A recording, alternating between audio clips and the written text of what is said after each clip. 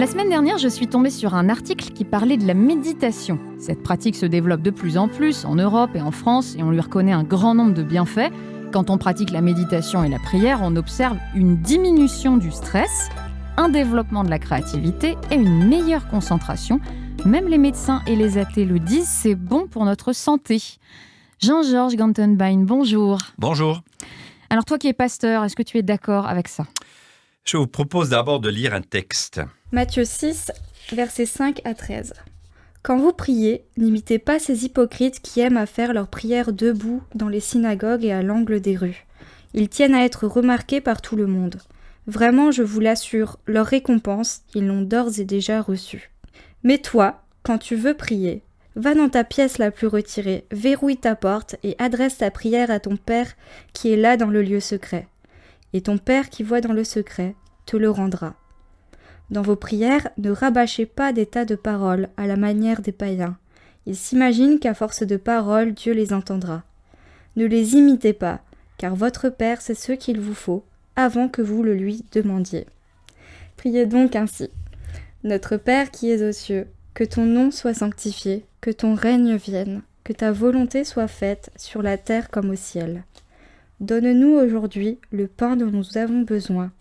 Pardonne-nous nos torts envers toi, comme nous aussi, nous pardonnons les torts des autres envers nous. Ne nous expose pas à la tentation, et surtout délivre-nous du diable, car à toi appartiennent le règne et la puissance et la gloire à jamais. Et donc ça, c'est une prière. Oui, c'est la prière par excellence. C'est celle que Jésus a appris à ses disciples. Mais moi, quand je veux prier, je trouve ça compliqué. Je ne sais pas trop quoi dire. C'est à la fois simple et compliqué. Chaque enfant peut prier, mais nous, en tant qu'adultes, on est gênés, on cherche nos mots. On peut se demander s'il ne faut pas une formule magique pour que Dieu nous entende. Et c'est le cas dans beaucoup d'autres religions. Ce n'est pas le cas avec Dieu. La prière, c'est quelque chose de personnel et d'intime entre toi et Dieu. Du coup, c'est pas forcément visible extérieurement, mais c'est profondément sincère. C'est un moment qu'on prend à part de tout le reste. Par exemple, 10 ou 15 minutes. C'est un exploit de notre société occidentale, se forcer à ne rien faire d'autre que ça. Mais alors, tu parles directement à Dieu. Oui, et ce qui est fou, c'est que tu n'as pas besoin d'apprendre un vocabulaire religieux, de changer de temps ou de parler beaucoup. La prière avec un Dieu véritable et vivant se distingue de toutes les religions imaginées par les hommes.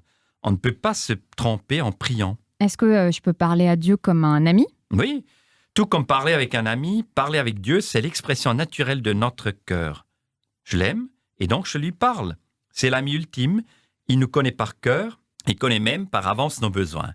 Mais prier, c'est d'abord l'expression d'une relation que Dieu veut construire avec nous. Tu disais tout à l'heure que le Notre Père, c'est la prière par excellence. Tu peux développer ? Tout d'abord, on parle à un père. C'est quoi un père ? Dieu n'a rien à voir avec un père naturel qui est imparfait et qui t'a peut-être fait du mal. C'est un père qui s'occupe de toi, qui sait tout de toi et qui garde une attitude positive envers toi, quoi qu'il arrive dans ta vie. Il ne t'abandonnera jamais et il continuera toujours de t'aimer. Bah dis donc, quel père, hein. Donc je peux lui demander ce que je veux. Il y a quelque chose d'encore plus important que tout ce que tu pourras demander. C'est la volonté de Dieu et elle est parfaite pour toi. C'est pour ça que la prière commence d'abord par notre Père, parce qu'on cherche d'abord sa volonté. On le remet en tout à la première place et nos besoins viennent après. C'est comme ça que Dieu a voulu les choses et nous ne serons pas perdants, bien au contraire. Mais du coup, ils sont où mes problèmes ? Elles sont où mes préoccupations là-dedans ? Justement, puisque Dieu est notre Père, il prend au sérieux nos besoins les plus primaires. Notre premier besoin, c'est celui de se nourrir et il y pourvoit en nous donnant le pain dont nous avons besoin. Ah ok, mais il n'y a pas que ça. Je ne meurs pas de faim, mais j'ai d'autres soucis. Eh bien, c'est la suite de la prière. Jésus parle aussi des heures sombres, des expériences difficiles de notre vie, des choses que nous cachons. C'est pour ça que je parlais de prendre un moment à part pour la prière. C'est quelque chose d'intime avec Dieu, parce qu'à ce moment-là, on peut tout lui confier, on peut lui demander pardon pour tout ce qu'on a fait de mal. Mais qu'en est-il des gens qui me font du mal à moi ? C'est le plus dur, Sandrine. Dieu me demande de pardonner à ceux qui me font du mal. Mais c'est pas juste. Mais justement, souvent les gens sont incapables de le faire. C'est encore plus dur que d'avouer ses propres torts. Mais ne pas pardonner nous pourrit la vie. On l'a tous remarqué. Sans s'en rendre compte, on se laisse enfermer et on devient prisonnier de sa rancune. En nous demandant de pardonner, Dieu nous fait violence pour nous délivrer de cet emprisonnement. Et ça veut dire quoi, garde-nous de céder à la tentation ? Maintenant que tu sais que Dieu s'occupe de tes besoins primaires, qu'il te pardonne, on passe au danger ultime, la tentation et le mal. Ce danger consiste à abuser des bonnes choses que Dieu t'a données.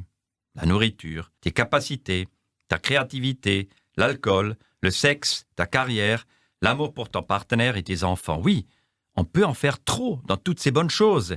Et si on en fait trop, on s'en donne l'illusion qu'on est le maître de nos vies et on oublie Dieu. Ces choses, à ce moment-là, nous détruisent. Le mal, c'est l'art de vivre sans Dieu et c'est une immense tentation qui s'habille d'une manière subtile. Mais Jean-Georges, pourquoi ça termine par « À toi appartiennent le règne, la puissance et la gloire à jamais » ? Ça nous permet de replacer Dieu toujours en premier. Si Dieu est à sa place, moi aussi je serai à la mienne et c'est comme ça que je serai heureux. Joël, tu es avec nous pour ce podcast. Comment tu fais, toi, pour prier dans ton quotidien ? Eh bien, il m'arrive de prier au travail, devant mon ordinateur, en réunion, surtout lorsque ça dégénère, lorsque les situations sont difficiles. Et c'est vrai, remettre ces situations à Dieu, ça m'aide à lâcher prise et à lui faire confiance. Ça me fait réaliser que Dieu est tout-puissant, qu'il tient tout dans ses mains et que rien n'est trop difficile pour lui. Il y a des chrétiens dans l'histoire qui ont réussi à accomplir des choses incroyables à la suite de leur prière. Et tu veux nous en parler ? Oui, par exemple, Georges Muller. Georges, il a construit un orphelinat au XIXe siècle uniquement grâce à des dons. Il s'occupait au final de plus de 2000 enfants et il priait chaque jour pour leurs besoins. Dieu, à chaque fois, répondait de façon miraculeuse. Georges disait que le croyant peut accomplir davantage en 4 heures de travail après avoir passé 1 heure à prier qu'en 5 heures de travail sans avoir prié. Et voilà, c'est ce que Georges a fait pendant plus de 60 ans. Waouh, merci Joël pour ces témoignages et merci Jean-Georges pour toutes ces explications.